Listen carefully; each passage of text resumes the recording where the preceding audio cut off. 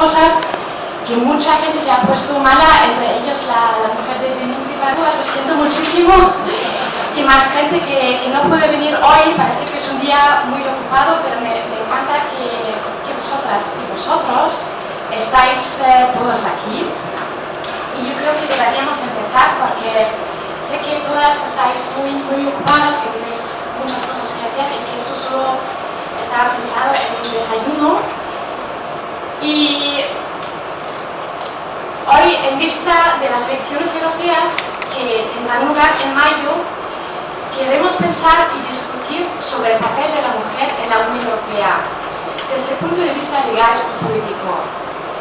Para mí, personalmente, que soy alemana y que estoy tramitando la nacionalidad española y que me considero europea y, aparte de todo, abogada europea, para mí la Unión Europea significa, en primer lugar, paz.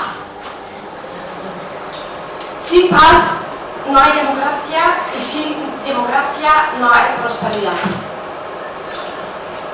Este año, 2014, hace solo 100 años que la Primera Guerra Mundial empezó. Y por lo menos en Alemania eran nuestras abuelas y bisabuelas que reconstruyeron el país con sus propias manos, porque habían muerto sus parejas, padres, hermanos e hijos. En alemán a estas mujeres las llamamos Trümmerfrauen, las mujeres que recogieron los restos de la guerra. La Segunda Guerra Mundial terminó solo hace 70 años. Recuerdo la anécdota sobre mi abuela cuando en el 1945, con solo 20 años, sacó una sábana blanca para indicar a los soldados americanos la capturación de su pueblo alemán. Estas bisabuelas y abuelas, así las llamo con todo el cariño del mundo, fundaron de nuevo la Asociación Alemana de Mujeres Juristas en el año 1948, que desde entonces observa y actúa para una democracia activa en Alemania y en Europa. Es una asociación independiente, imparcial y aconfesional.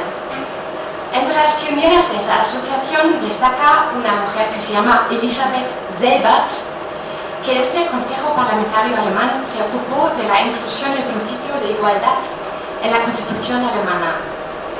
Hoy en día alcanzamos aproximadamente las 2.700 socias, entre las cuales contamos con ministras, senadoras, juezas del Tribunal Constitucional y de los tribunales federales superiores, catedráticas, así como mujeres que trabajan en puestos directivos en ámbitos como la economía, la justicia, la administración y la ciencia. Entre estas grandes mujeres hay una mujer que es, en primer lugar, un encanto de mujer y, aparte de eso, una excelente jurista, Margarete Hofmann. Margarete Hofmann tiene una larga trayectoria no solo en la administración alemana y en los ministerios alemanes. Ella ha trabajado con ministros muy importantes que ahora no voy a nombrar los nombres porque me imagino que no les conocéis porque fuera de Alemania no son tan conocidos. Y lleva ya 10 años o más que 10 años trabajando en Europa, en la Comisión Europea, y lleva casi también 10 años trabajando en la Oficina Europea de Lucha contra el Fraude.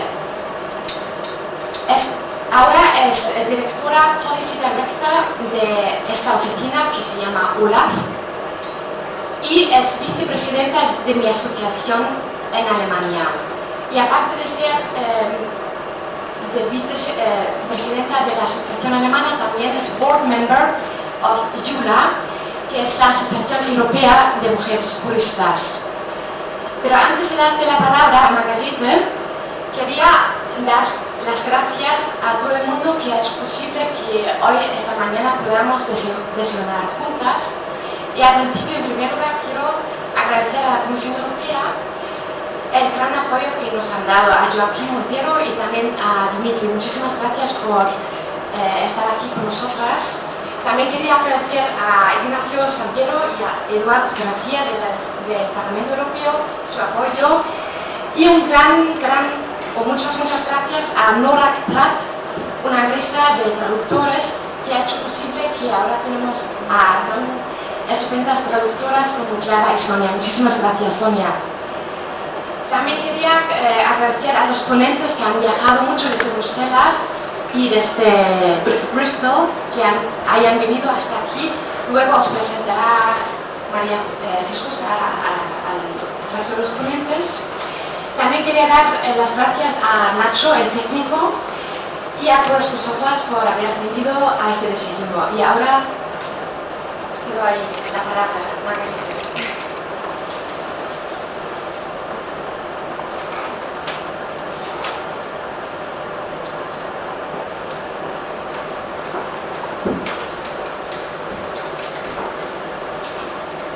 Gracias a Catarina Miller y también a la Comisión Europea por haber organizado y facilitado este evento importante. Me alegro mucho que finalmente era posible tener esta conferencia del grupo madrileño de la Asociación de Mujeres Juristas Alemanas en la sede de la Comisión Europea y también del Parlamento Europeo.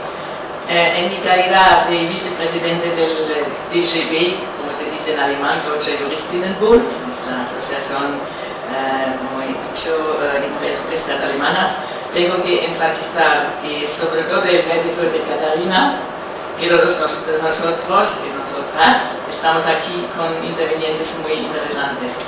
Tengo que decir que admiro mucho a su entusiasmo y a su trabajo incansable. Voy a cambiar ahora en inglés porque no tengo mucha práctica en la vida de todos los días en hablar en español, es muy desgraciadamente, pero el idioma en Bruselas es sobre todo el inglés, también el francés, menos el español y menos el alemán. So I turn now to English. As Katharina pointed out, I work as a director in the European Commission in the European Anti-Fraud Office, OLAF, where I'm responsible for the policy on fight against fraud and corruption. I deal with gender equality issues only in my spare time, so today I have to take the day off. And I work on a voluntary basis for DGB, German Women Lawyers Association, and I'm currently, as she pointed out, the vice president of this organization. And I'm also a board member of European Women Lawyers Association, EWLA or EULA. I'm also very happy that our president of EWLA, Jackie Jones, Professor Jackie Jones, was able to join today. Why do I do this? Why do I come here? Why do I, let's say, ask for holiday to come here over? I have to say, in the very beginning, when I was young, a young professional, I was not at all interested in these issues, but I became sensitized when I progressed in my professional career and experienced some sort of class ceiling, so I could not progress as I wanted to. But as it is often the case, I was at that time contacted by a very active member of German Women Lawyers Association in Brussels, and then I joined the organization in Brussels. There's a very active group. There's one here in Madrid, but also one big one in Brussels. Now, having made a career and being a member of the executive board of where I work, of OLAF, it is important for me to support and help other women to overcome obstacles in their careers and to realize their potential. And also, of course, to get involved in these great women organizations and to make female voices heard in politics and society. I will now say a few words on the subject of this conference, La Unión Europea y la Mujer, or the female face of Europe, and also ask a few questions and hopefully give some answers to them. Why does Europe matter for women? What do we have achieved so far for women? What has still to be done? And I will also address what is the role of EU law in this context, and also the role and the possibilities for women organizations to influence this law in order to improve the overall situation of women across Europe. I will also give an example. So why does Europe matter for women? I could say in Greek mythology, Europe is a woman, and women also represent, as we all know, more than half of the European population. But more importantly, gender equality and equal opportunities are key values of the EU and its member states and constitute a cornerstone of our legal and institutional system. Gender equality is enshrined in the EU treaties and in the Charter of Fundamental Rights as a fundamental right and a common value. It is an objective and task of the Union to promote equality between women and men in all its activities and to eliminate inequalities and discrimination based on gender. We have Article 157 of the Treaty on the Functioning of the European Union, which provides for a strong legal base to ensure equal opportunities and equal treatment of women and men in the field of employment and occupation, including the principle of equal pay for equal work. Indeed, I think we can say there is no modern European democracy without gender equality. Furthermore, what we all have learned, and as well, and what matters in particular in the current economic crisis, there is no sufficient economic growth and prosperity without gender equality, without the full involvement of both women and men in the economy and the labor market. So, we can say Europe matters for women, but women also matter for Europe. These are just two sides of the same medal. When we now look what has been achieved in the past decades in the field of gender equality, I think there is certainly an important acquis, especially when we compare with the situation of women in other parts of the world. I just mentioned some EU rules. There are the EU rules to reduce the gender pay gap. There's also a recent recommendation just from March 2014 on strengthening the principle of equal pay through increased wage transparency. There are the EU directives on maternity and parental leave, and the EU action to promote gender equality on company boards, including the so-called quota proposal from November 2012 from the European Commission. The EU and the European Commission also addresses the issue of female participation in the labour market in its Europe 2020 strategy and through country-specific recommendations. You will also feel over there some material information leaflets. But last but not least, the EU also focuses on combating gender violence and has adopted a package of relevant actions. Women are, as we all know, the main victims here. Nevertheless, if we do a reality check and look at the concrete results, we cannot be satisfied. I take just a few examples. On the one hand, in preparation for the labor market, women do better than men. A higher degree of young women have a university degree than men. If we take Eurostat figures from 2012, almost 40% of women aged 30 to 34 have a degree compared with 31.5% of men. So it's almost a gap of 10%. And less women than men are early leavers from education and training. On the other hand, the overall percentage of women working in the EU is only 63% compared to 75% of men.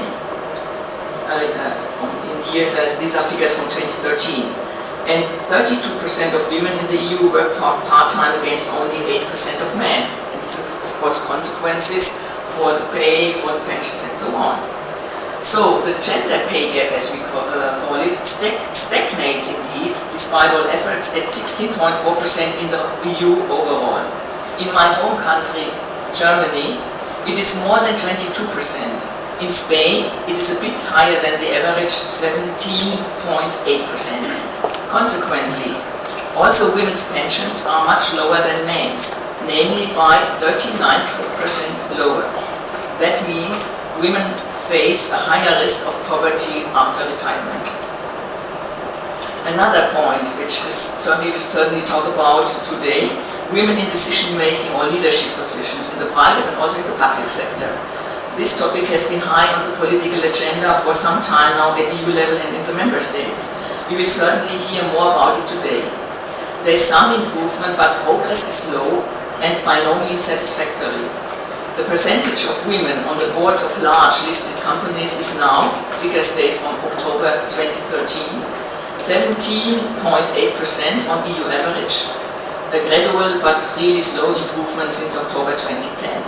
But if you look at the top executive positions and in the executive boards, you just find 2.8% of women as CEOs of the largest listed companies in Europe. And this is even less than in October 2012, where there were 3.3%. So it's really fully dominated by men. So the top positions in Europe's large companies continue to be occupied almost exclusively by men. I stop here with the figures, although I could still say much more. In particular also on the results of the recent EU-wide survey conducted by the Fundamental Rights Agency on Violence Against Women, which shows worrying figures across the EU which call for renewed policy attention and action. Just to show for you those who are interested in this subject, there is, you can also order some brochures at the Fundamental Rights Agency, Violence Against Women in EU-wide survey. So there was a very interesting conference in Brussels in the beginning of March. Now, coming back to my speech, what do we conclude from these figures? You may not be surprised when I say we do not need less but more Europe to promote and achieve gender equality. As I said, we have the common values and objectives in the treaties and in the Charter, and we need to make them reality and happen across Europe. We still need more of an European approach and a European dynamic to bring the lives of European women and of men in line with the values and objectives of the treaties. We need a variety of measures, of course, not only legal acts but also awareness-raising measures, support programs and much more. But in a community of law, as is the European Union, the law plays a crucial role in shaping progress towards gender equality. EU law, in particular in the field of gender equality, has often had a pioneer and pace-setter function and has obliged member states to align their national laws more and more to European standards. That is, in my view, an important reason why Europe should be close to the hearts of women in Europe. In many cases, without European action, progress in gender equality would have come later, and sometimes perhaps not at all. That's why also the upcoming elections to the European Parliament end of May matter much for women. Nevertheless, we also know that nothing happens from alone, that it can be very difficult to drive and adopt ambitious legislative action at European level. We know very well that member states, for different reasons, are sometimes reluctant to go beyond the status quo. The draft directive on improving the situation of pregnant workers, the so-called maternity leave directive, which is blocked at council level, is just one example. All the more it is important that European women make their voices heard and tell the European policymakers, Commission, European Parliament and the Council of Ministers what they expect from them in order to have better, quicker and more sustainable results to the benefit of European women, which ultimately means to the benefit of men and women alike and to the benefit of the whole society. Women organizations, and in particular the Women Lawyers Association in the member states like the Deutsche Juristinnenbund and also EULA as an umbrella European organization, make important and valuable contribution in this respect. We European women, we want fairness and justice at all levels, and yes, we also want our share of the pie. To that end, we promote gender equality without ifs and buts, and we push the legislator at national and European level to be ambitious, not faint-hearted. We are active and committed women, and we matter for Europe. Now I come to the end. I still want to give you an example. How do we do this as committed and active women in these organizations? Of course, we discuss and we do networking. We organize conferences and seminars like this one. We write statements and give advice on draft legislation, and sometimes we even draft legislation ourselves. And sometimes also we develop a great project which considerably impacts on the public opinion and accelerates the process of legislation. This is the case with the project of DGB, Women Shareholders Demand Gender Equality, which we run in Germany from 2009 to 2013 with the financial support of the Federal Ministry responsible for gender equality. I will give you an idea about this project. At the beginning there was a simple but brilliant idea. A DGB member who held shares in a listed company was irritated and annoyed that at the shareholders' meetings the supervisory and executive board consisted almost exclusively of men. Being a lawyer, she looked into the Federal Companies Act and learned that it was sufficient to hold one single share in order to make use of the shareholders' right to information on company-related matters in the annual shareholders' meetings. She started to ask questions to the board on the representation of women in the supervisory board and in executive positions in the companies, and on the related measures the company has taken or would take in order to improve the situation. This initial idea developed into a project which was quoted by the Financial Times Germany as, I quote, the most high-profile campaign ever experienced by German attendees of shareholders' meetings. In fact, DGB members visited every year the shareholder meetings of all 30 DAX-listed companies, so these are really the biggest one. Blue Shops, how to say Blue Shop? Blue Chips, thank you. And 45 other listed companies. Overall, during the 4 years of duration of the project, DGB members addressed 400,000 female and male shareholders at more than 300 shareholder meetings. The result of this action, the evaluation of the replies to the questionnaires, were presented in 4 studies, of which 11,000 copies were distributed. You will also find some material on this. Here's, for example, one of the studies. There's also some English in it. And here we have our final, this is rather short, so who knows German can have a look at it. And there's also in English the project which is present. So you will find all this information here at the book table. There was also high media coverage, more than 40 press releases from our side and more than 220 media reports in the German press. Our objectives, we think, were fully achieved. First, to raise public awareness about the situation of women in leadership positions in companies. And second, to force the board of the companies to provide information and statistics on female representation in a transparent way and to justify, or even better, to amend their corporate policy in this field. Myself, I have also participated and attended a few shareholders' meetings. This was really a highly interested and instructive experience, and a challenge at the same time to speak in front of the board and of sometimes several thousand shareholders. So because you can't imagine, it was great. And you are here and you have to do your speech and you have to ask nasty questions. But I can tell you, it makes you strong. Overall, the campaign has much contributed to the lively public debate in Germany about quota in the past years and has certainly influenced the decision of the new German government to go for quota legislation. It has also stimulated the discussion at European level. We presented also the project several times in Brussels. And at Spanish level, I think it encouraged Catarina Miller to launch the action Paridad en Acción. Now, with the positive approach of the German government to quota legislation, it is to be hoped that Mrs. Reding, the Vice President of the European Commission, draft quota directive will be deblocked in the Council of Ministers. Now I come really to the very end. Inspired by the success of this now finished project in Germany, we had the idea to extend it to the European level, as did already Catarina here in Spain. We therefore applied for a grant with the European Commission. European Women Shareholders Demand Gender Equality. The European project covers 12 member states and focuses on the Euro Stoxx 50 companies. Co-beneficiary partners are, of course, our umbrella organization EULA, and also some national women lawyers associations, the Finland Chamber of Commerce, a ministry in Germany, and also 2 universities.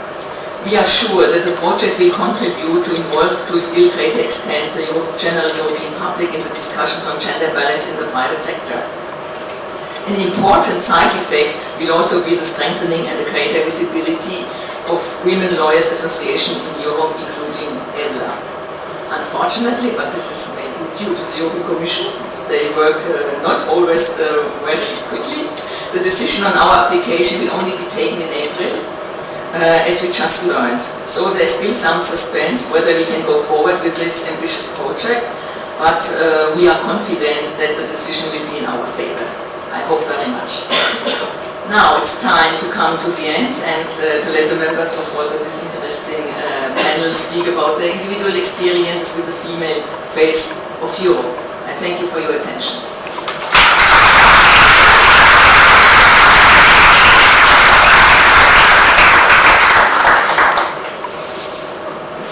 Thank you very much, Margarete. Yo creo que eso ha sido very inspiring. Y si todas vosotras ahora también os sentís inspiradas y queréis participar en Paridad en Acción, os animo que participáis. Podéis encontrar mi correo en la invitación, y si queréis ir a las juntas generales de IBEX 35 y hacer preguntas molestas y aprender cómo se habla delante del presidente del Consejo de Administración y delante de 6.000 accionistas, estáis invitadas, y yo encantada, porque últimamente lo llevamos María Jesús y yo, y la verdad es que necesitamos más apoyo. Y se aprende muchísimo, no solo es hacer las preguntas, sino es que es todo el esfuerzo detrás, ¿no?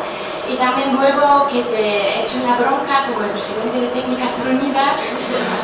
Y bueno, se aprende muchísimo con ese proyecto, por eso quiero animaros para que a lo mejor queráis participar. Bueno, ahora quiero presentaros a María Jesús. A lo mejor no hace falta, porque me imagino que todas vosotras conocéis a mi gran amiga María Jesús, que aparte de también ser un encanto de mujer, una fenomenal amiga, es una gran profesional.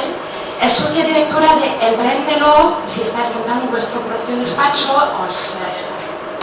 deberéis contactar con María Jesús.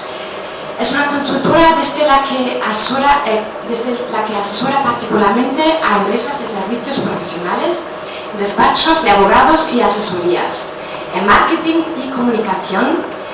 Ella desarrolla o también se dedica al desarrollo de negocio, gestión de personas y de conocimiento.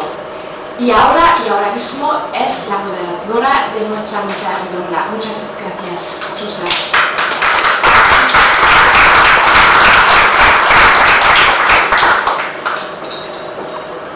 ¿Se oye bien? Sí, sí. Bueno, yo como soy más mayor que Caterina y ya me he moderado un poco, era quizá igual de activista a su edad, voy a empezar regañando a Caterina. No soy el señor de Técnicas Reunidas, pero te voy a regañar porque a mí me parece que cuando un accionista ejerce su derecho de hablar en una junta y hace unas preguntas, las preguntas no deben ser molestas, son preguntas, y más cuando las preguntas son tan neutrales como ¿cuántas mujeres tiene usted en su consejo? ¿Cuántas mujeres tiene usted en la alta dirección? Eso no debería estar en nadie, son preguntas y las respuestas son objetivas. Entonces yo creo que nosotras tenemos que aprender a que ejercer derechos que la democracia y las normativas nos dan es simplemente un derecho. Y si a alguien le molesta, pues que se aguante, pero hay que aprender que esto es la democracia. Pues yo esa es la primera cosa. Y la segunda, estamos revisando el nombre de Paridad en Acción, porque el activismo está muy bien, pero es verdad que para mucha gente las palabras son importantes. De hecho, hace tiempo que hemos empezado a pensar que el nombre más adecuado debería ser Excelencia en los Consejos. Que no busquemos tanto la paridad como que se aproveche el talento y el valor que muchas mujeres tienen y que el hombre sea capaz de reconocer eso. Bueno, yo empiezo ya con mi actividad como moderadora. Hace ya, lo digo con horror, unos 25 años acabé la carrera de Derecho aquí en Madrid y tuve la buena suerte de que Asuntos Exteriores me dio una beca y podía elegir dónde estudiar Derecho Europeo. Me fui a Amsterdam. Cuando yo llegué allí, la verdad es que empecé a ver el mundo desde otra forma, porque aquí en España, queramos o no, somos periféricos, estamos lejos, lejos de lo que pasa ahí arriba. Para mí, formar parte de la Unión Europea ha tenido un enorme impacto en mi vida. Hoy tengo 2 hijas trilingües, con doble nacionalidad, he comprado y vendido casas fuera, he trabajado sin ningún problema en otros países y todo esto se lo debemos a ese proyecto de la Unión Europea. La igualdad entre hombres y mujeres es uno de esos principios fundamentales que inspiran el derecho comunitario. Los objetivos de garantizarnos la igualdad de oportunidades a nosotras y de trato, la de luchar contra todo tipo de discriminación basada en el sexo, ha formado parte, como ya nos ha dicho Philín, de la Unión Europea desde el inicio. Sin embargo, hoy Europa se enfrenta todavía a grandísimos retos. Ella nos ha indicado alguno de ellos. Ese, por ejemplo, de la pobreza, a la que creo que muchas mujeres se van a tener que ver resignadas en el futuro, porque no nos olvidemos de que el desempleo aquí en España es enorme, pero que el grupo de las mujeres somos uno de los que más parte formamos de él y que nosotras cotizamos menos. Muchas trabajan en trabajos en precario y dentro de unos años, cuando encima el sistema de seguridad social está como está y de pensiones, yo realmente es un tema que me preocupa. Siempre me acuerdo de esos, no sé si habéis estado en Brujas y en Ámsterdam, que es los Geheimhof, esa especie de casas donde vivían mujeres sin recursos, y yo siempre pienso, a lo mejor un día habrá que tener ese tipo de sitios donde mujeres sin recursos acudan y tengan que vivir allí, ¿no? Me da pena pensarlo y creo que no somos previsoras y a mí me preocupa ese tema. Me preocupa la violencia de género, me preocupa que sigamos con ese techo de cristal y que tantas mujeres al final agotadas de luchar, de cuidar a sus hijos y a conseguir un puesto digno y un salario tal, acaben tirando la toalla, ¿no? Bueno, pues para hablar de todo eso estamos hoy aquí, porque lo que nos gustaría al final de la sesión de hoy es tener unas ideas brillantes hechas por nosotras para dárselas a los futuros parlamentarios que salgan elegidos en las elecciones del 25 de mayo. Todos y cada uno de nosotros conformamos la sociedad civil y como miembros de ella tenemos obligaciones y no solo derechos. Muchas veces nos olvidamos de eso. Una de esas obligaciones es la de aportar ideas para la mejora, no solo protestar, no solo ser violentos, no solo quejarnos, sino aportar ideas. Yo os invito a que hoy en este foro reflexionemos y que acabemos con ideas. Yo tomaré nota de ellas, seguro que Caterina también. Y voy a comenzar presentándoos a los ponentes, a quienes pido que en la medida de lo posible se limiten a hablar durante unos 10 minutos, ¿vale? Tenemos 4 temas escogidos, eso no quiere decir que sean los únicos, son 4 que en el debate que hicimos las personas que participábamos pensamos que podían ser interesantes, pero os invito a que si tenéis alguna idea sobre la que queráis que hablemos también nos lo digáis. Y comienzo presentando en primer lugar a Philín. Philín Scholz, no sé si pronuncio bien tu apellido, es experta en temas de empleo y asuntos sociales. Ha trabajado como jefa de proyectos y analista de recursos humanos y se define a sí misma como una apasionada por mejorar las condiciones de vida y de trabajo y la lucha por la igualdad, la justicia social y el trabajo digno. Como networker por naturaleza, Philín coopera con diversas ONGs y desde hace ya 9 años trabaja en el Parlamento Europeo como asesora en materia de empleo y asuntos sociales. Philín, tienes la palabra. Gracias. Thank you. I will speak English. Thank you very much for being here. My name is Philín Scholz, and if not for the European Union, I wouldn't be here. I wouldn't be in my current job. Because 12 years ago, I participated to a project that was funded by the European Union and came with a very nice title, Preparing Women to Lead. I was allowed to follow for half a year a woman in a leadership position.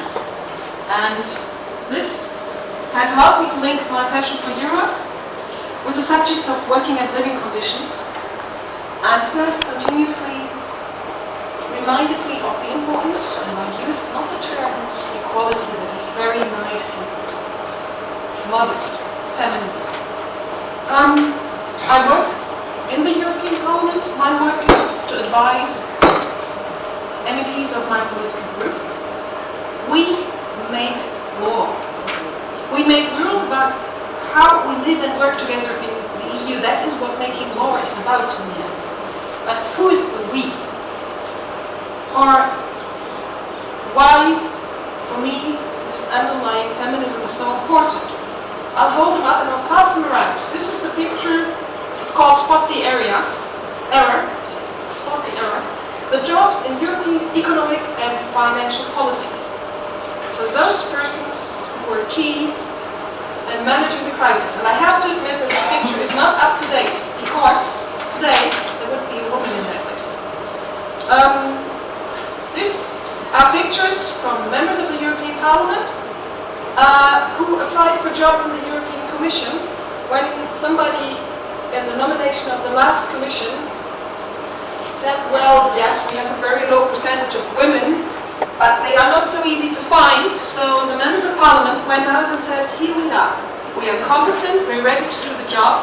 And this action at the nomination period of the last Commission actually led to the Member States to go back and check again and come forward with more women candidates, which has helped to make the European Commission a bit more gender equal. Well, why is it so important? You will hear me making three cases normally. There is a business case, there is a case for human rights, and there is a case for society. It's even organizational psychology. It's very crystal clear that a homogeneous group is fast in decision making. But the space for decision making in a homogeneous group gets smaller with every decision, because if you are like me, you will not spot my mistakes. So there is a business case for diversity. It enriches the decision making. Actually, in European affairs, this is something in our day-to-day life, because we work in a multicultural environment, and I'll tell you, it is not easy. In some discussions, I'm too German. People will get very annoyed with the way I act. I might get very irritated with somebody not expressing what he or she wants. I might be perceived as a bully. So, working together in diversity is not easy, but it enriches the process. And that is why gender, in my view, is needed in all policies. My field of work is social and employment affairs, and it is in everything that relates to working and living conditions. It is when we do legislation on working time. It is when we discuss social security. It is when we think about rules, how somebody who wants to travel in the European Union can take along their pension rights. So, part of my advisor job is to make sure my MEPs can include this in their decision making. And one of the pictures that I pass around is a person I admire a lot, to work with a lot, Marijke Cornelissen, a member of the European Parliament, who was one of the key actors in the proposal to increase transparency in company boards and gender equality in company boards. She will always defend that this is about participation, about human rights, and that there is a business case to make sure it works out.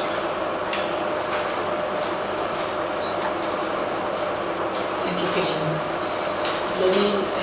Voy a presentaros ahora a Dimitri Barua. Dimitri es responsable de prensa en la representación de la Comisión Europea aquí en Madrid y se encarga en concreto de la prensa regional. Anteriormente desarrolló funciones similares en Barcelona, en la oficina también de la Comisión, y con anterioridad trabajó bajo la dirección de la Dirección General de la Comisión de la Comunicación de la Comisión Europea, como asistente personal del director general. Antes de entrar en la Comisión, colaboró con COGECA, la coordinadora de los sindicatos agrarios y cooperativas agrarias de Europa, y en otros proyectos europeos. Es licenciado en Políticas por Berlín, Francia, y máster en Relaciones Internacionales por la Universidad de Cambridge del Reino Unido. Muchas gracias. Dimitri, tienes la palabra. Buenos días. Me voy a hablar en castellano, si me permiten. La verdad que al no ser un experto en este tema en concreto, pues es uno de los temas que tratamos con bastante frecuencia, pero voy a intentar tomar un paso atrás y intentar dar unas explicaciones. De hecho, ya se ha explicado muy bien antes, Margareta ha explicado muy bien lo que es la política europea. contrario, voy a explicar un poco cuál es el panorama al que nos enfrentamos nosotros desde el punto de vista de comunicación sobre estos asuntos.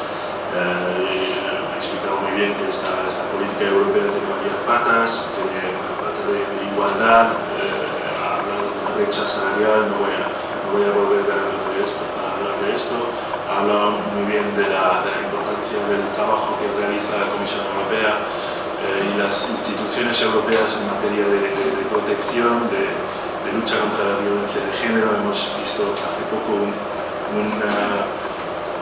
estudio muy interesante y muy comentado, muy sorprendente en los medios del Fundamental Rights Agency, la Agencia de Derechos Fundamentales de la Unión Europea, que revelaba la magnitud del problema, y me pareció bastante sorprendente algunas de las observaciones que se hacen en este estudio, y da una idea de la importancia de este problema y las razones por las cuales la Unión Europea tiene que estar participando. Contestando un poco a algunas de las observaciones que se han hecho en las precedentes presentaciones, en particular a Filip, tengo que decir, sin tener ganas de hacer autobombo, porque creo que estamos aún muy lejos del objetivo de paridad, pero la Comisión Europea ha mejorado mucho en estos últimos años. Hemos pasado en 1995 de un 4% de mujeres en cargos de alta dirección a un 30% ahora, y hemos pasado de un 11% de cargos de gestión intermediaria, o sea, jefes de unidad, jefas de unidad, hemos pasado de 10% a 30%, y de hecho una de las experiencias que tenía, y por eso lo he mencionado en mi biografía, es que como asistente del director general, una de las principales preocupaciones que tiene un director general en la Comisión Europea es asegurar estos objetivos de paridad y encontrar las personas cualificadas. Y quizás es una observación general, pero la verdad que este problema no se soluciona solamente al último paso. Es que es lo que tenemos que hacer también en la Comisión Europea, en todas las instituciones, es diseñar un career path, un camino que lleve a las mujeres en el momento adecuado a poder optar a puestos de dirección, porque es que eso son cosas, una carrera es una cosa que se trabaja a lo largo de 10, 15 años, y por tanto eso ha sido mi propia experiencia de estos temas. Y ahora voy a hablar desde la perspectiva del responsable de prensa aquí en Madrid, y tengo que decir que tratamos todo tipo de temas. Hemos tratado en los últimos días, hemos tratado Ucrania, el tema de la política de vecindad, la paz, que se mencionaba antes, inmigración, ayer un acto sobre televisión e internet para los niños, y es evidente que intentamos cubrir una serie de temas. Y entre estos temas, evidentemente, tenemos que destacar la política de la Unión Europea a favor de la igualdad de género, pero tengo que decir una cosa, y eso es la dificultad, el reto que tenemos, es un tema más entre los miles de temas, y además nos enfrentamos con una situación donde la crisis económica hace que los medios y una gran parte de los observadores se fijan más en las consecuencias de la crisis, las consecuencias económicas, sociales, sin realmente destacar el aspecto de la igualdad de género. Por tanto, yo creo que un primer papel de la Comisión Europea es intentar mantener es lo que hace Viviane Reding como comisaria responsable de justicia. Pues tenemos que mantener el enfoque, la presión sobre este tema. En particular este año, el Día Internacional de la Mujer, pues hemos destacado el tema de la brecha salarial. El año pasado destacamos el tema del techo de cristal. Cada año aprovechamos estas fechas y la verdad que es que funciona. Los artículos en los medios, pues primero para mí es un alivio, porque se habla de otras cosas que simplemente de la troika, y tengo que barrer para casa, y tengo que decir que pues me parece muy importante que no se dejen de lado otros temas, y también porque además pues sirve una función nos ayuda a mantener este tema en la agenda política. cuando es un tema bastante difícil. Hemos visto hace poco el Parlamento Europeo rechazar un informe, parece que era el informe de Zuber, de una eurodiputada portuguesa, sobre la crisis y la desigualdad. Me parece muy interesante, porque además creo que fue bastante sorprendente que fuera rechazado. Todo apuntaba a que sería aprobado. Entonces, ¿qué pasó? Pasó un comentario que hizo una diputada, dice, aquí no se quiere ni hablar de los derechos de la mujer, ni siquiera de manera teórica, porque era un informe que, como bastantes informes del Parlamento, que es para informar las decisiones políticas, no es sobre una propuesta legislativa, es sobre un informe de iniciativa propia.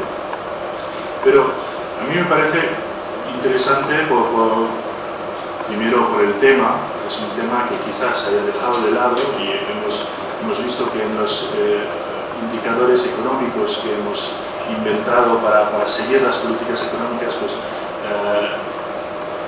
tenemos una serie de indicadores sobre déficit, sobre deuda, pero no tenemos indicadores sobre desigualdades. Es una cosa que está intentando la Comisión introducir en el marco de vigilancia macroeconómico, pero no, de momento los estados no están muy por la labor. Creo que el Parlamento nos apoya en esto y por tanto vamos a seguir trabajando para esto. Y también es importante esta noticia sobre este informe, porque a mí me hace pensar que si este tema no está presente en la campaña electoral de las elecciones, una campaña, como hemos dicho muchas veces, muy importante, porque bueno, por un lado el papel del Parlamento Europeo nunca ha sido tan importante, y por otro lado también se va a elegir de forma indirecta el presidente de la Comisión a raíz de esas elecciones, con lo cual el voto va a servir para definir quién está al mando de la Comisión Europea. Pero también, o sea, me parece que es una oportunidad esta campaña electoral para exigir a los eurodiputados salientes y los futuros eurodiputados su opinión sobre este tema. Es una cosa que nosotros, evidentemente, desde la Comisión Europea no podemos hacer, pero hacemos un llamamiento para que esta campaña sea una ocasión de entrar en estos temas. Y finalmente, rápidamente, la situación política actual, tengo que decir que tampoco favorece, como decía antes, la emergencia de estos debates, porque primera constatación, tenemos un Tea Party europeo que se está dibujando, lo vemos en las elecciones municipales en Francia del domingo, y yo me pregunto y tengo serias dudas sobre la opinión que tiene este partido sobre temas como la igualdad de género, que es un tema donde muy a menudo se cede a la demagogia barata, dice esto cuesta mucho dinero, con lo cual no nos interesa, o esto va a agravar la crisis. Me gustaría no fuera así, pero esta realidad, tenemos una dificultad para hacer pasar estos temas a nivel político. El argumento del coste suele ser el argumento que se nos echa a la cara.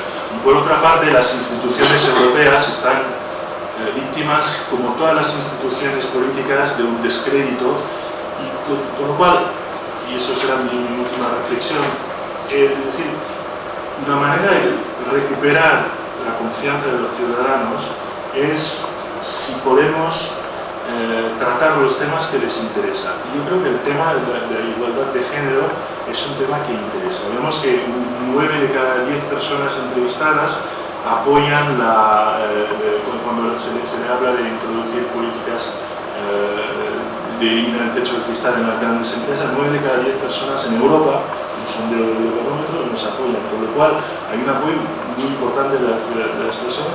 Y además este es un debate realmente transnacional. O sea, cuando estamos hablando de crear Europa, estamos hablando de crear también debates que superan los límites de cada nación, de cada país. Hay varios debates de estos y me parece muy importante estar presente en este debate, que las instituciones superen un poco a veces esta autolimitación, que se bueno, esto no es competencia nuestra, aquí los tratados fijan los principios, pero en realidad los que son competentes son los Estados miembros. Me parece esto sería una falacia y tenemos que superar esto, y para mí, en mi opinión, esto sería una manera muy interesante de poder reengancharnos con el ciudadano, aportar nuestro granito de arena para recuperar el crédito de las instituciones europeas y políticas en general.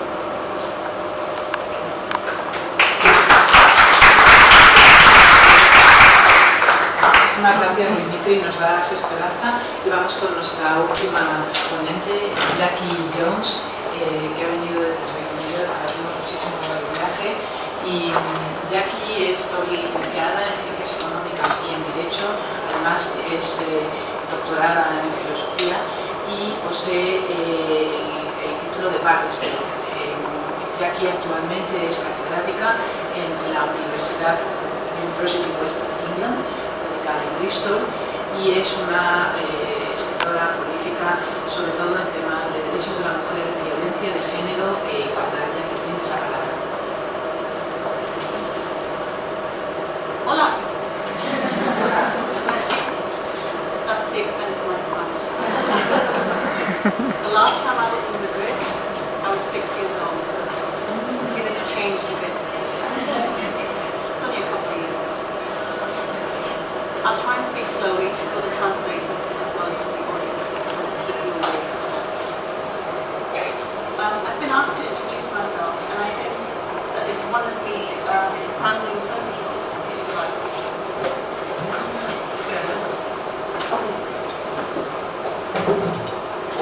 Hola! Too loud, right? Okay. All right. Sorry. Did you hear what I said earlier? Great. What was I going to say now? Okay. I've been asked to introduce myself, and I think that is useful for this discussion because it's one of the founding principles of being a feminist. So I'm a professor of feminist legal studies over in the UK. I am half German, quarter Scottish and quarter Welsh. I'm not English.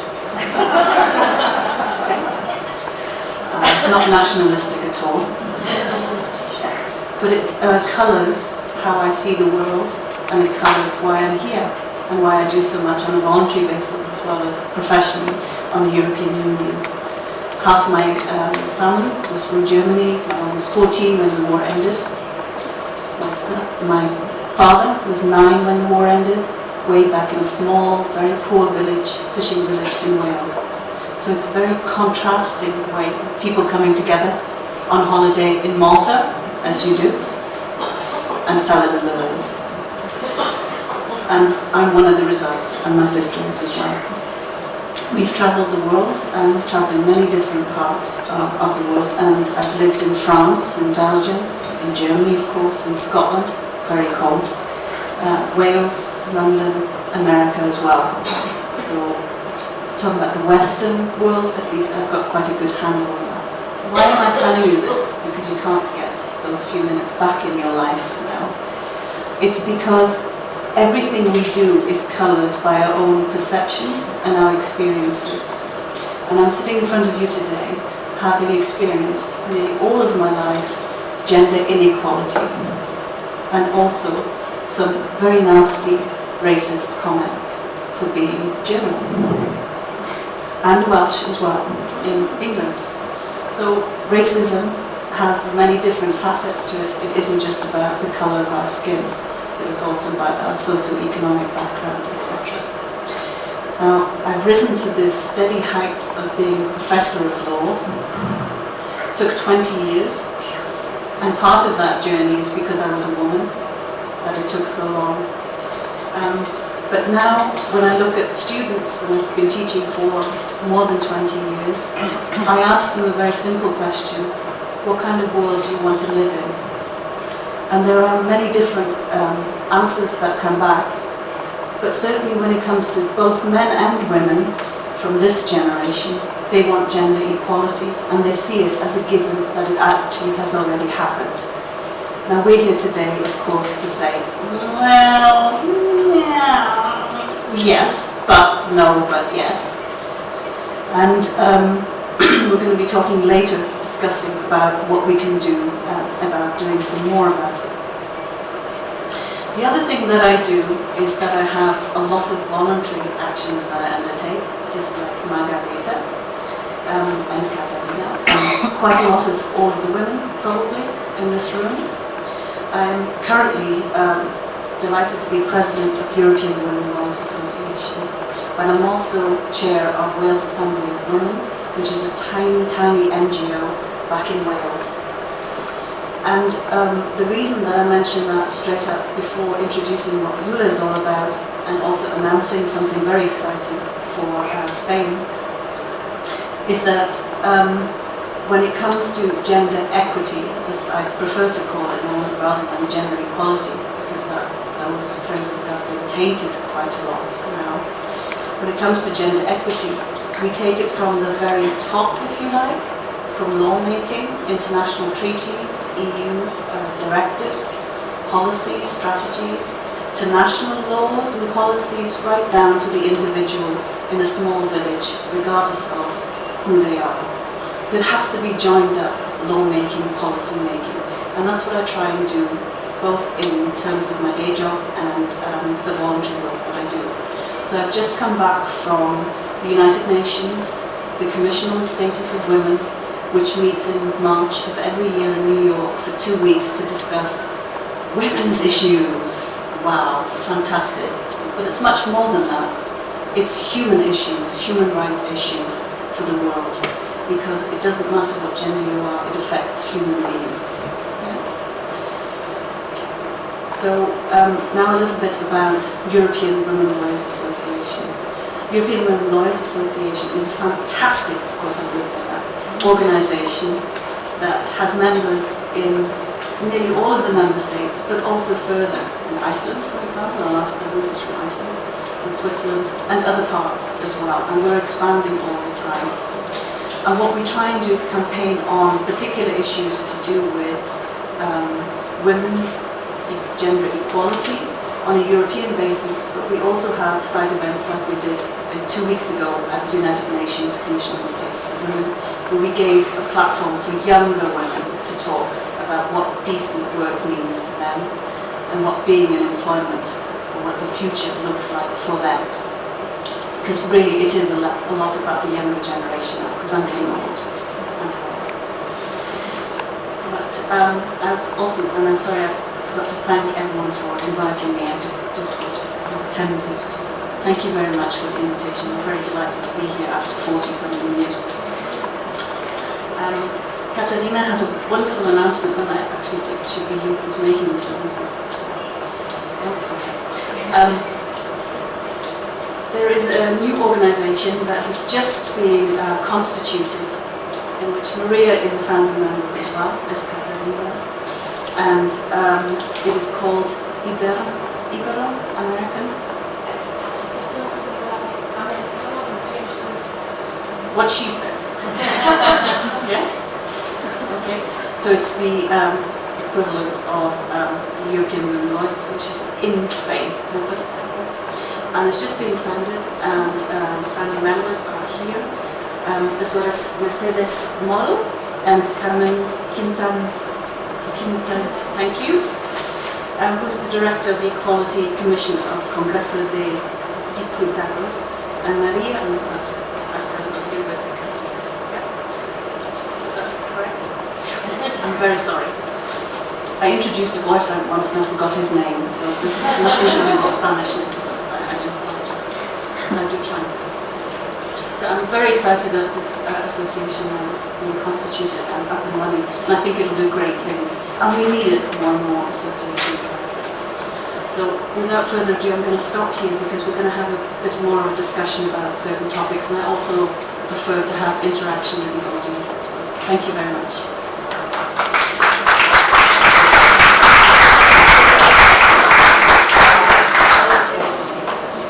Me iba a haber traído un palo, que es el palo de la verdad, que lo usan las tribus indias norteamericanas cuando tienen que debatir un tema en sociedad, se reúnen con el jefe de la tribu y hay un palo, ¿no? Y quien tiene el palo es el único que puede hablar, tiene que hablar con el palo en el corazón y porque tiene que decir lo que siente de verdad.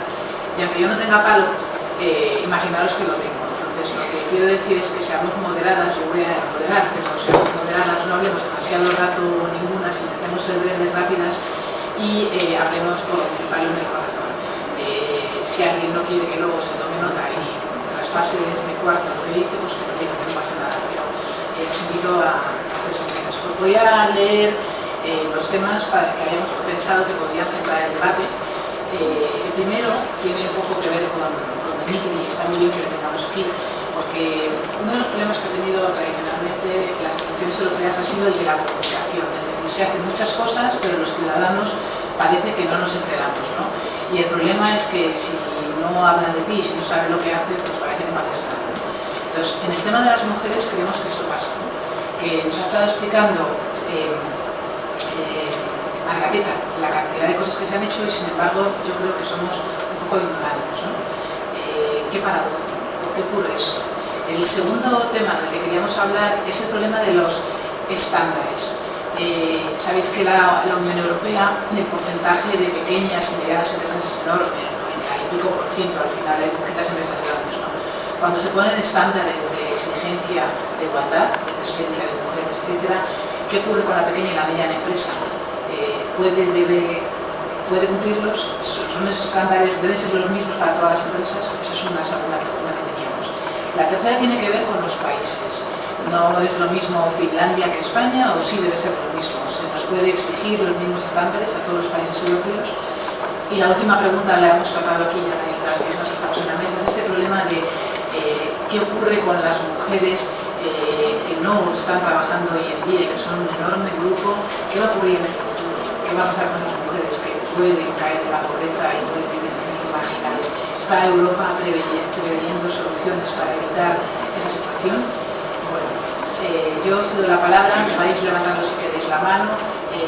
Aquí en la mesa lo que me gustaría es que cuando las personas sí que preguntan, pues sea uno de vosotros quienes respondáis y decís también quién quiere cada caso participar.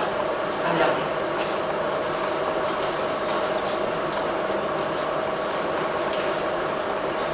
Chao, por favor.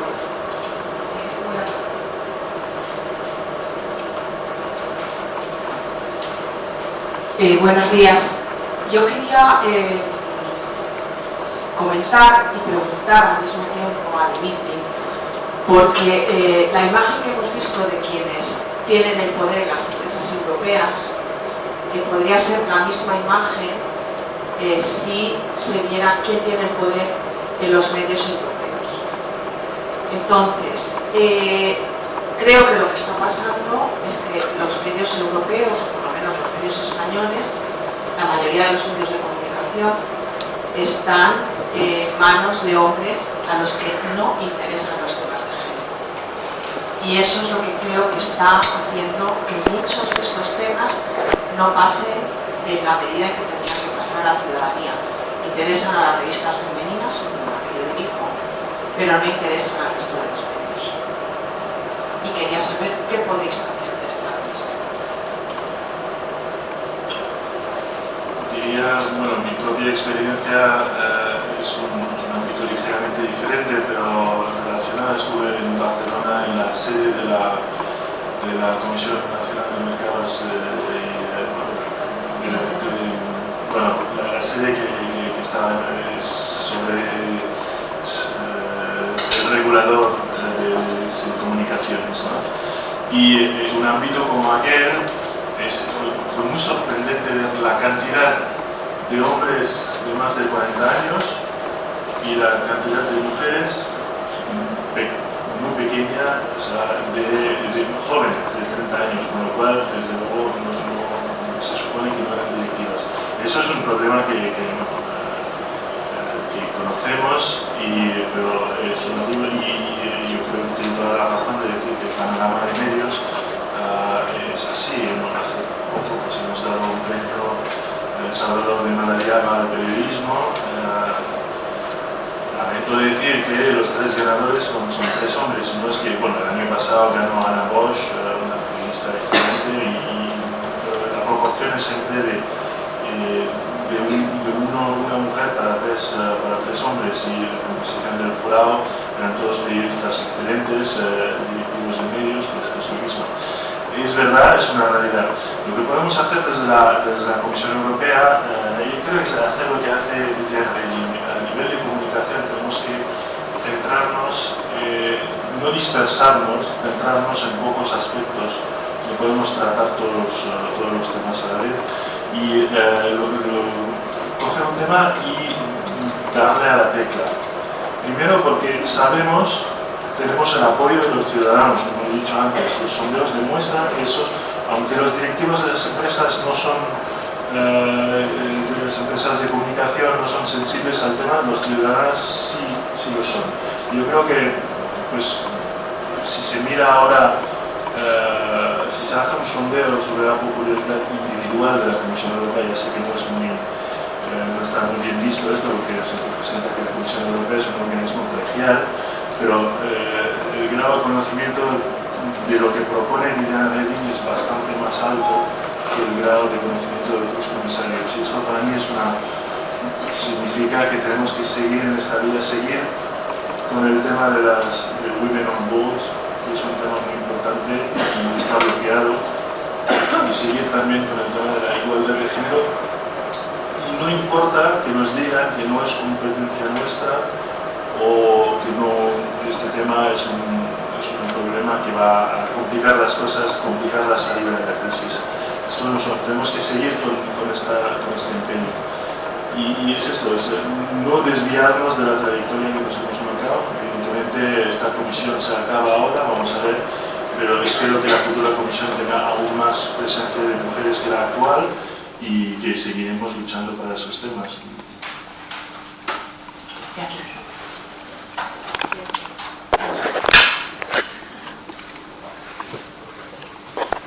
It's me again. People in power rarely give up power easily or without a fight. I think we're too polite. Yeah? And in this room, we're a bit polite as well. I think we really need to push on this if we are going to make real progress. And what kind of a world do we want to live in? I'll come back to that question. For me, it's quite simple. If you don't get out of the way, then we'll push you. Why? Because how do you make the European Parliament elections relevant to people?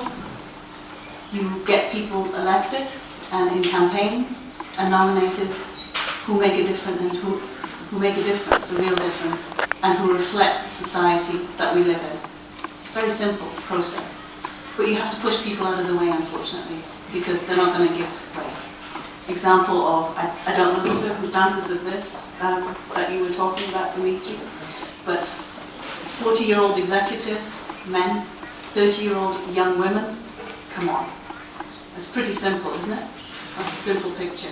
I don't think these things are very complicated, actually. I think we complicate them so that the people in power retain their power. So we need to cut through those things, in my opinion. The European Gender Equality Institute, which is based in Vilnius, has done a gender index that talks about inequality in the European Union. That's worth having a look at for your own sake as well. And I came into Madrid last night about 8:30, 9 o'clock at night, and I put on the television. Of course, I understood every single word. But it struck me, apart from, I'm very sorry that this person, this very important person has died, but apart from that, it was all football. If you have television that is full of football, you cannot have anything else in that slot.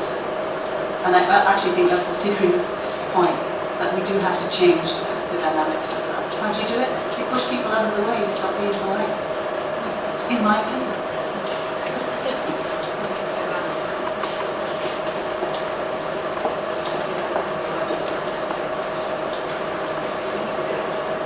Sí.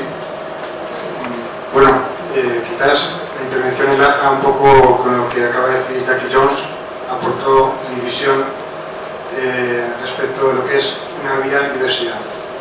Me preocupa enormemente escucharte lo que acabas de decir, porque a mi modo de ver no tiene nada que ver con empujar a la gente y sacarla del camino. Yo creo que incluso, ya que tenemos aquí ya un experto de comunicación en la Unión Europea, tenemos que hablar de democracia. Yo no soy feminista, pero soy demócrata. Entonces, a mi modo de ver, la democracia tiene que reflejar la diversidad de la sociedad. No es una cuestión de género, sino de diversidad. Yo trabajo en el mundo de la discapacidad y tenemos el mismo problema. Tenemos leyes de hace 20 años que no se aplican. Pero no porque la gente no quiera o no vea a las personas con discapacidad con buenos ojos. Las personas con discapacidad no quieren eso, lo que quieren es integrarse. ¿Y cómo se integran? Exigiendo democracia. A mi modo de ver, el problema de las instituciones europeas es algo que tiene que tener muy en cuenta, porque cuando Dimitri comentaba que la creación de la Unión Europea tiene que hacerse con los ciudadanos. ¿Qué les interesa a los ciudadanos? La vida en democracia. La democracia significa que la propia constitución de la sociedad tiene que reflejar la composición heterogénea de ella. No solamente cuestiones de género, sino de discapacidad cualquiera. De esa forma, partiendo de ese principio, se llegará a las instituciones europeas. A mi modo de ver, no es cuestión de hablar de derechos humanos. La gente no sabe lo que son los derechos humanos. La diferencia entre derechos humanos y derechos fundamentales. ¿Alguien sabe la diferencia? Pues muy pocas personas. Hablemos de democracia. ¿Por qué es esencial para la Unión Europea el que se integren las mujeres? Porque es necesario crear una sociedad democrática.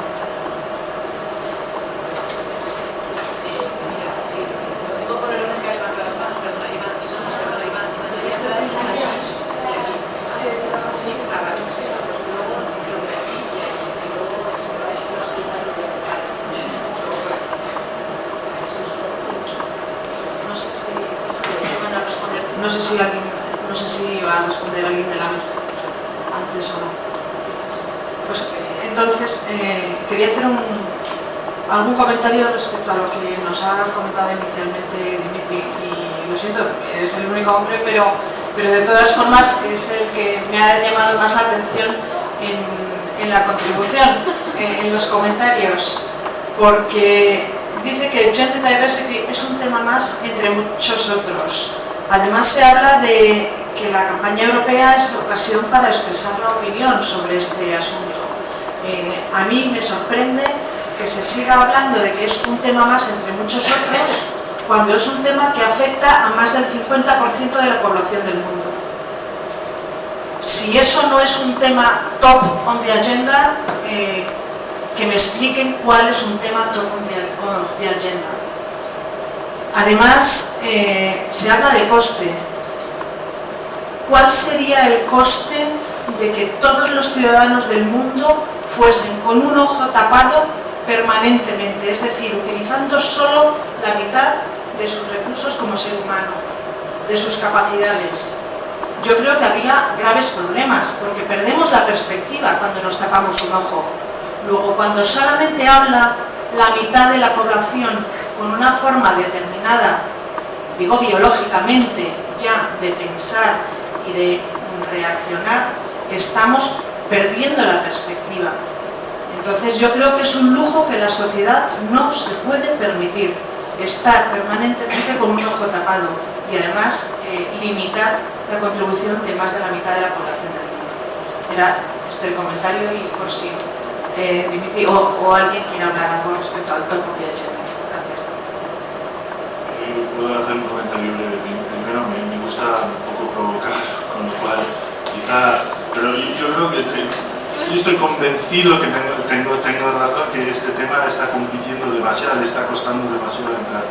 Otra cosa sería hacer un análisis objetivo del contenido de los programas de los diferentes partidos, un poco a lo que ha aludido cuando hablaba del Front National en Francia, pues me gustaría pero esta es la realidad en la que nos enfrentamos.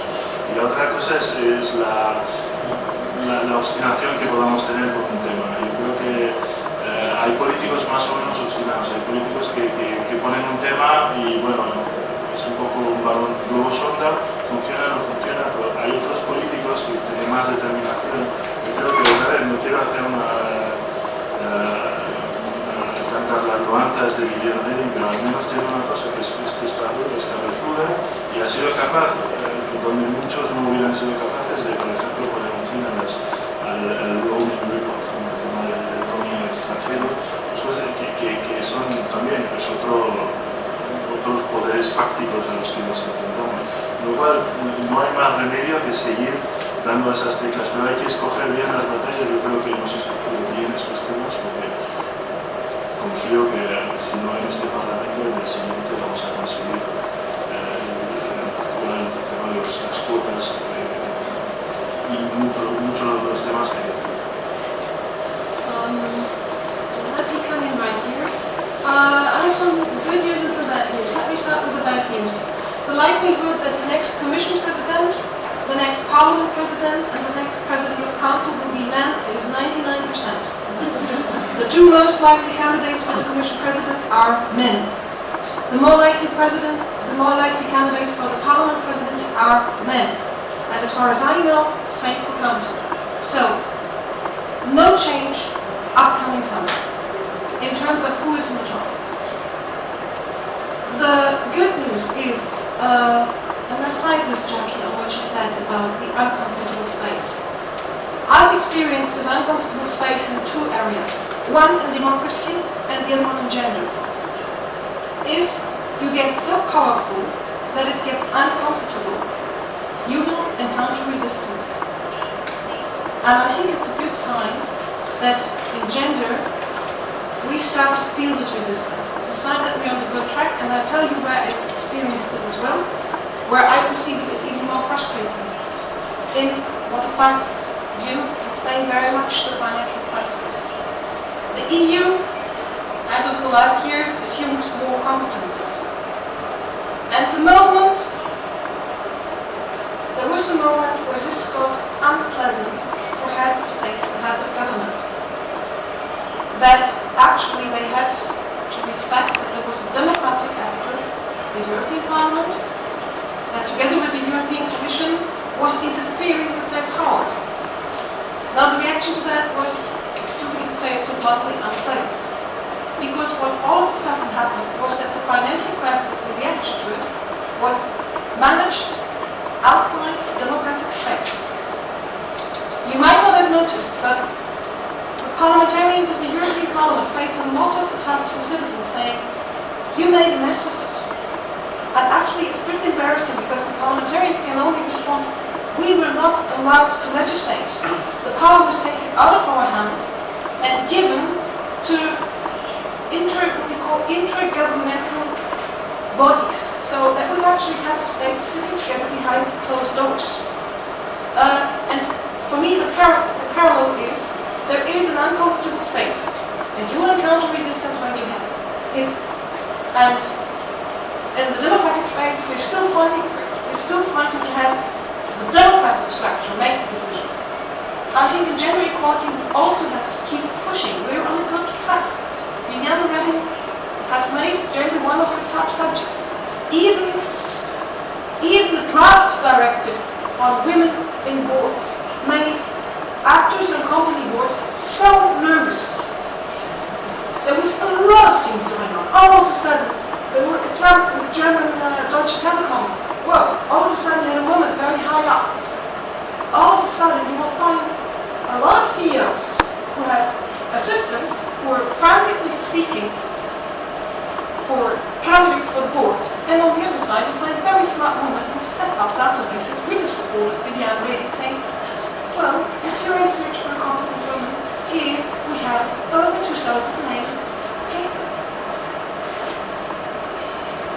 Vamos un poco mal de tiempo porque nos queda la clausura y quizá unas conclusiones que no se nos da tiempo, entonces no sé muy bien si tenemos 5 minutos más, nos damos a nosotros mismos. Carmen, tú como... ¿Sí? ¿Sí? ¿No te importa? Vale, y a los demás nos es importante que nos extendamos un poco más y cortemos un poco el desayuno, lo digo porque tenemos que elegir. ¿Sí? ¿Todo el mundo de acuerdo? Vale, pues 3 preguntas si os parece, sed muy breves.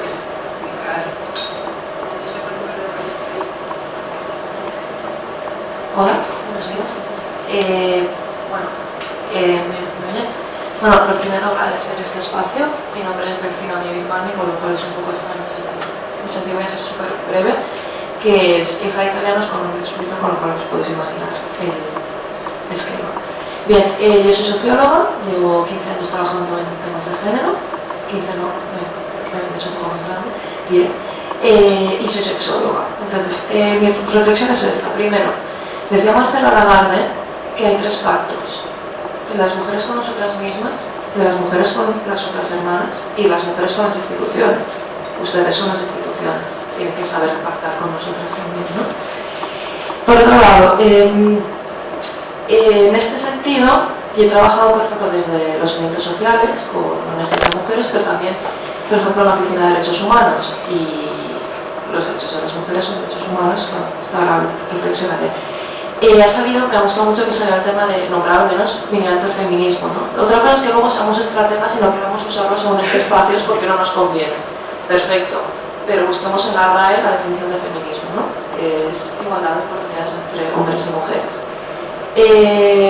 En mi experiencia como experta en género, esto es como una foto que creo que es muy interesante. Hace unos 6-7 años, cuando se hacían los primeros, algunos de los másteres en géneros, había solo un hombre o 2 en los másteres, lo cual era genial porque decimos, qué fenomenal que los hombres se impliquen en esto, porque género, pues ambos, ¿no? La primera promoción, la primera persona que encontró trabajo como experto en género fue este hombre, antes de todas las compañeras. Y bueno, para el compañero que ha hablado de diversidad, como ha dicho también la compañera, dentro de diversidad 50% son mujeres. Muchas gracias.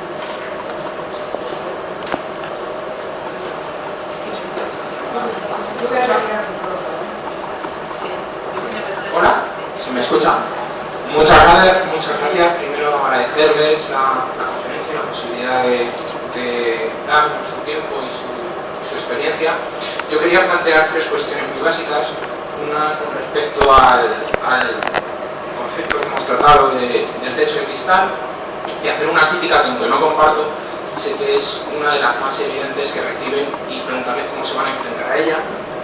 En cuanto al tema de que estos puestos directivos, tanto en consejos de administración como en empresas, como incluso en puestos políticos, son puestos intuito personae, o sea, son puestos en los que se deposita una confianza y se basa mucho en la persona. Esto en ocasiones es la crítica más fuerte que se recibe frente a las fórmulas de cupos, porcentajes que se manejan en la paridad. Y sí que es cierto que lo que está claro es que hay que garantizar la posibilidad del acceso, la igualdad en ese acceso, pero luego desde la posición del empresario, desde la posición del directivo, siempre dice, bueno, es que es una persona de mi confianza, en la que yo tengo que depositar mi confianza, y tiene que ser aquella que yo vea más preparada, fuera del ámbito del sexo. Era uno de los planteamientos que, aunque no comparto, sé que son una de las críticas más evidentes que se suele hacer. ¿Y cómo se van a enfrentar a ellos? Es decir, ¿cómo proponemos que se regule o se plantee el tema de la equidad en la fórmula de gobierno, tanto de empresas como de políticas? Otra cosa que le quería comentar al señor Dimitri es en cuanto a las instituciones europeas y su fórmula de trabajo y el acceso al Parlamento, a las votaciones. El problema es que el ciudadano no puede hacer suyo algo que no comprende, no puede hacerse partícipe de algo que no entiende. Y al menos yo, en la ciudadanía que observo en España, que es donde resido, no observo una comprensión sobre la fórmula de las instituciones europeas, sobre su trabajo, y alguien que no comprende algo nunca puede sentirse parte de su labor. Entonces yo creo que uno de los primeros pasos, tanto en este tema como en cualquier otro, de las instituciones europeas, es hacerse entender para el ciudadano, que el ciudadano sepa cómo funcionan, cómo trabajan y qué posibilidades tiene a la hora de ejercer un derecho al voto al Parlamento Europeo, qué es lo que está haciendo. Y perdona, es que tenemos que ser breves. El concepto de brevedad es muy subjetivo. Lo último que quería plantear en cuanto a la fórmula a nivel europeo de enfrentarnos al tema de la igualdad de género, que nadie lo ha nombrado aquí, no sería interesante plantear una cooperación reforzada por parte de aquellos estados que tienen una legislación más avanzada en estos términos. Sí, rápidamente, pues sobre el último punto yo creo que ya se ha planteado en algunos aspectos. No soy experto aquí, pero me parece que se planteó en el primer tiempo la euroorden del alejamiento como una cooperación reforzada, o bueno, es el típico ejemplo de temas que se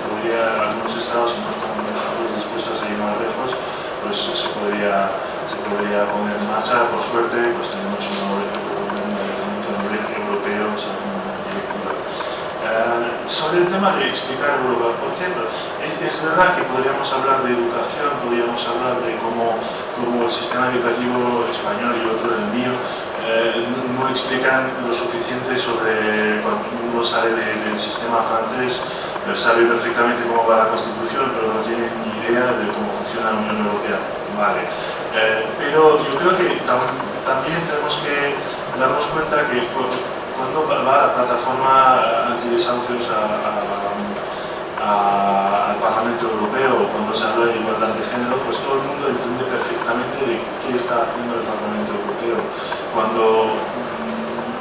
Cuando hay temas que afectan directamente a los ciudadanos interesados, sobre todo ahora con la gente que se moviliza a través de las redes sociales, yo creo que hay una comprensión instintiva, y cuando los políticos mismos hablan el idioma que la gente entiende, al margen de que las instituciones sean complicadas, es verdad, que estemos 28 Estados miembros, ¿cómo no va a ser complicado esto? ¿Cómo va a ser complicado explicarlo a la gente? Pero yo creo que cuando los políticos hablan claro, hablan de los temas que interesan, ahí la gente lo entiende y lo capta al momento.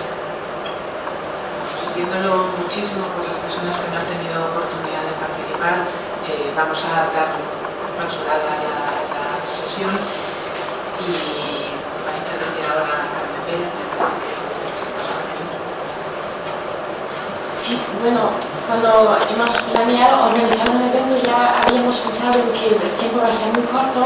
Por cierto, no había dicho que ha pasado con Alberto Alemano y con los otros invitados. Los tres hombres no podían venir porque en el último momento había surgido algo, pero Alberto Alemano os manda muchos saludos. Está últimamente dando un curso sobre la Unión Europea en la plataforma en internet que se llama Coursera, Coursera. Es muy interesante y os manda muchos saludos y dice que si tenéis más interés en la Unión Europea, que podéis escuchar a su curso. Y también quería decir algo sobre la asociación que se ha mencionado antes. Muchísimas gracias, Chucky. Hay dos muy importantes asociaciones mujeres juristas ya en España. De una de ellas tenemos la presidenta Begoña Sáenz de la Maza, que es presidenta de la Asociación Española de Mujeres Juristas. También existe TEMIS, pero María y yo hemos pensado que necesitamos una asociación iberoamericana de mujeres juristas con el enfoque más amplio internacional. Y entre ello también tenemos ya una socia fundadora de Perú. Si quieres levantarte, Mercedes, para abrir un poco ya el enfoque, para reunirnos con nuestras amigas, compañeras, colegas iberoamericanas. Eso solo como para una pequeña explicación. Pero ahora voy a doña Carmen Plaza. Me hace muchísima ilusión que hayas venido. Muchísimas gracias, porque sé que también estás a tope, estás siempre muy liada. Una breve presentación de Carmen Plaza, que es directora general para la igualdad de oportunidades y del Instituto de la Mujer. Es profesora titular de la Facultad de Ciencias Jurídicas y Sociales de Toledo. Estuve la semana pasada en Cuenca, me gusta mucho. Di una charla y me encanta. También es licenciada y doctorada por la Universidad Complutense de Madrid. Es especialista en Derecho de la Unión Europea. Y ahora te doy la palabra. Muchísimas gracias por venir.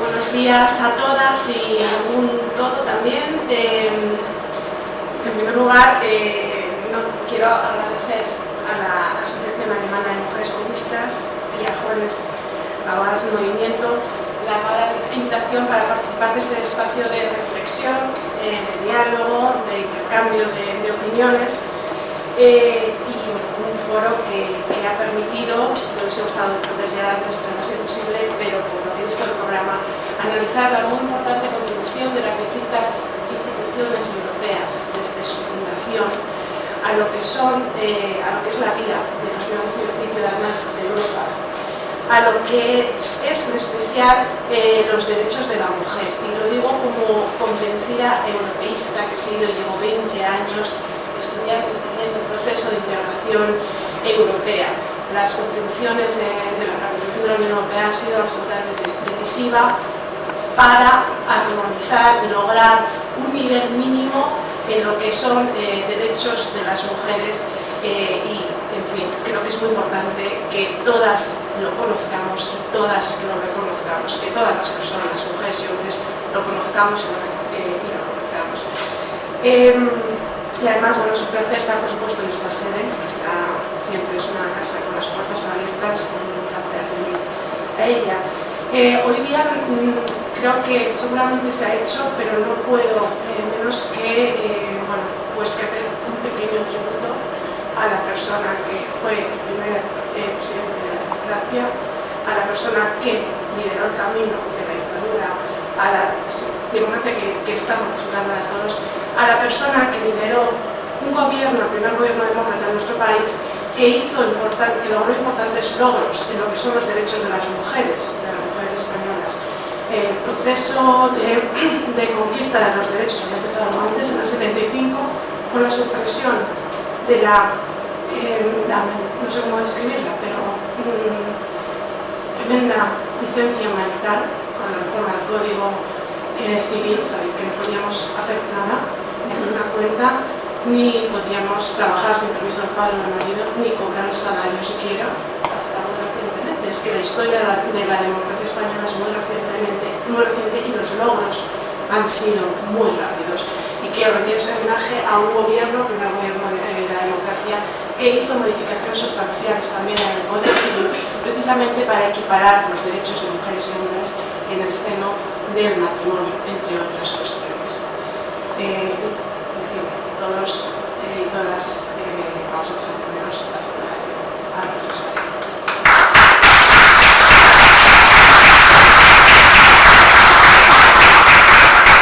Se ha hablado aquí de que el tema de igualdad es un tema de justicia, por supuesto, por eso tenemos nuestra Constitución, esa Constitución del 78, el artículo 9.3, que prohíbe toda discriminación por razón de sexo. Y la igualdad de oportunidades es un camino largo y difícil que todas las instituciones y poderes públicos españoles tienen la obligación de perseguir para, precisamente por razones de justicia, según el artículo 9.3, tenemos la obligación, todas las instituciones públicas, de adoptar medidas para que esa igualdad sea real y efectiva. Y es una cuestión de justicia, repito, y también una cuestión de economía, que me imagino que habrá salido aquí el tema de que está demostrado, y hay estudios de instituciones internacionales, organismos públicos y privados que así lo avalan.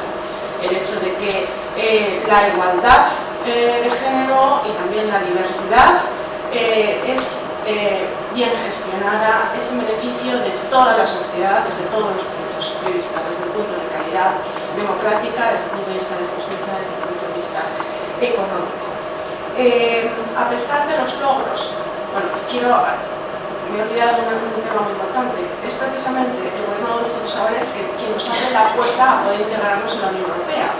Esto hay que mencionarlo aquí porque sin haber pasado a la democracia no podríamos haber optado a negociar el Tratado de Adhesión que nos abre las puertas finalmente como socios de pleno derecho en el año 86. Dicho todo esto, con ello entra todo el acervo de la Unión Europea en nuestro ordenamiento jurídico, desde lo que es el artículo 119 en su momento de igualdad salarial a lo que son las primeras directivas del año 75, en fin, ya lo habéis estado viendo todo en detalle, me imagino, y la importante aportación del Tribunal de Justicia de la Unión Europea, sin la cual no se entiende el derecho de la Unión Europea.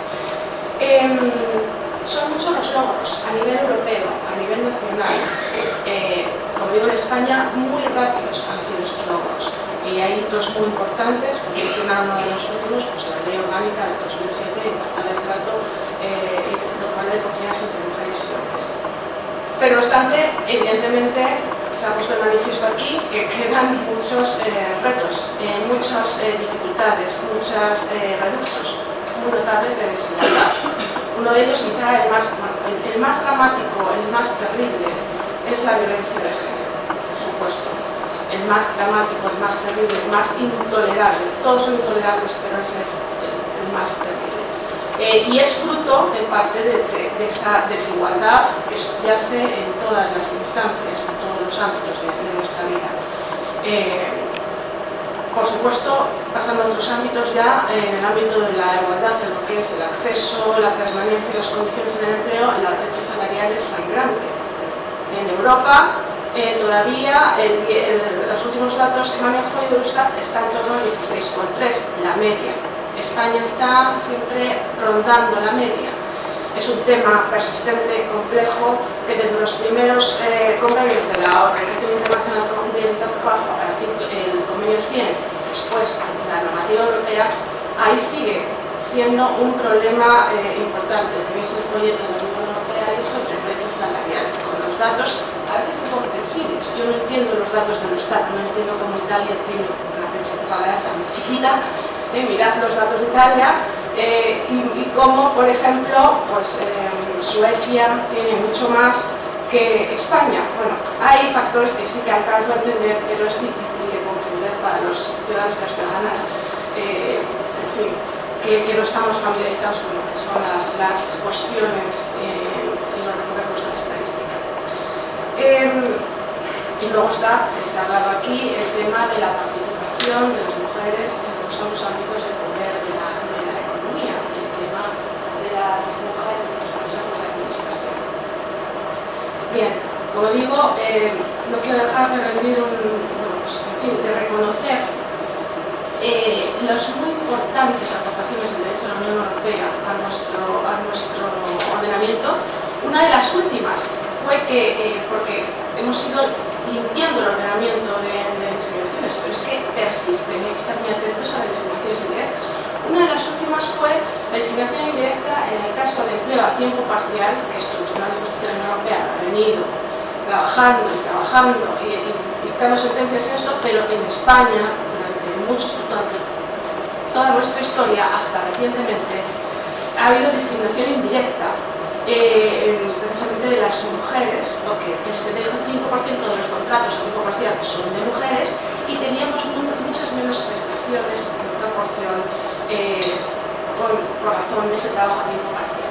En una reciente sentencia, hace un par de años, el Tribunal de Justicia declaró este incumplimiento y afortunadamente eso empuja a los estados, los va empujando a ir limpiando esas discriminaciones que aún persisten y que se han modificado, se han limpiado modificando la Ley General de Seguridad Social.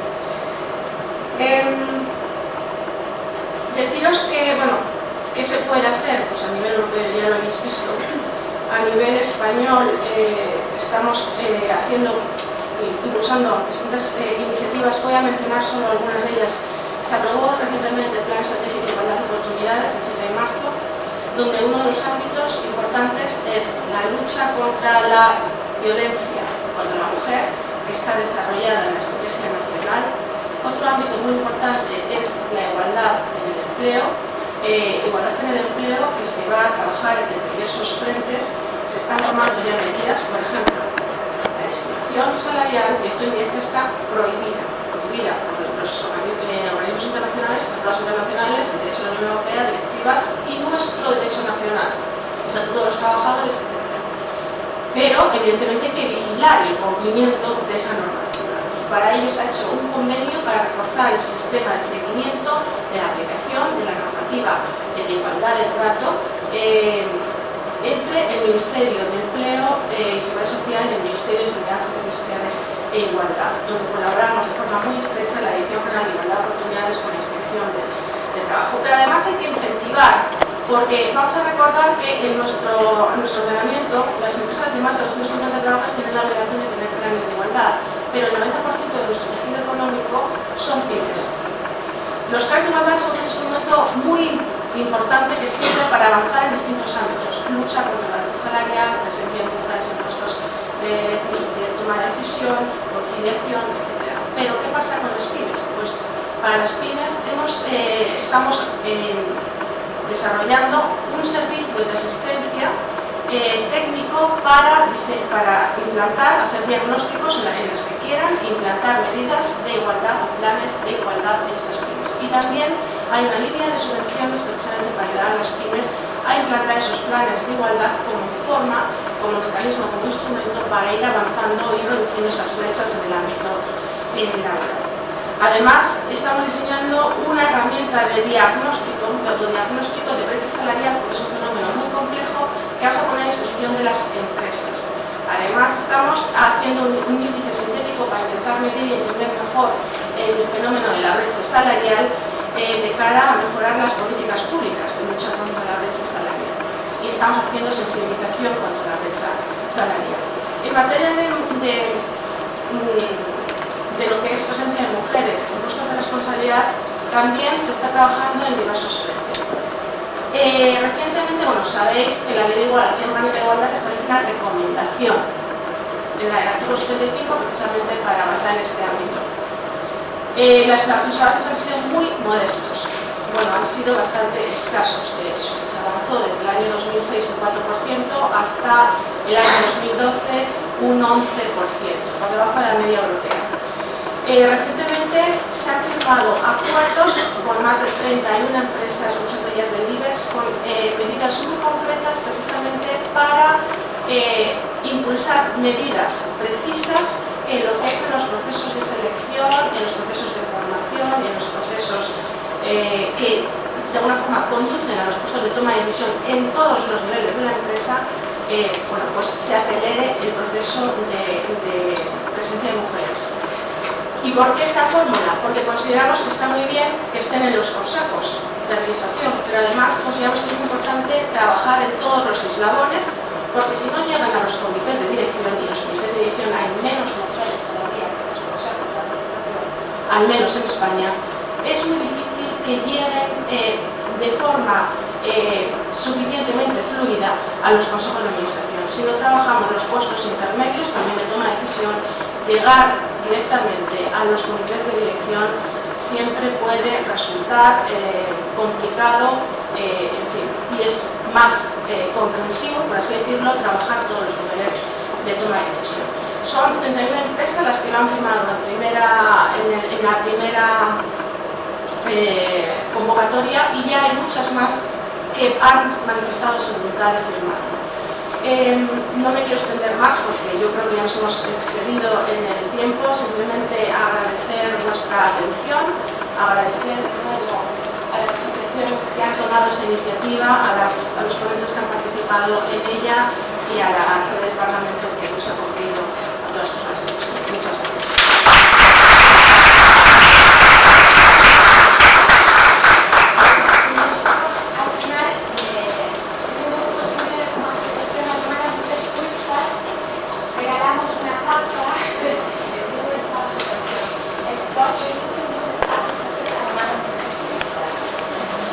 Bueno, vamos a clausurar y vamos a tomar un café. Dos cosas solo finales. Una es que si alguna de vosotras queréis aportar alguna idea, vamos a hacer un escrito. Quería haberos leído las ideas que he elegido, no da tiempo. Entonces, si alguna queréis aportarnos alguna idea o no os ha dado tiempo a hablar, podéis mandarle un correo a Caterina. Y la segunda propuesta es que aquellas que tengáis ganas de colaborar, de ser activas, os unáis a la Asociación Latinoamericana de Mujeres Juristas. Muchas gracias por haber venido hoy, gracias a todos los ponentes.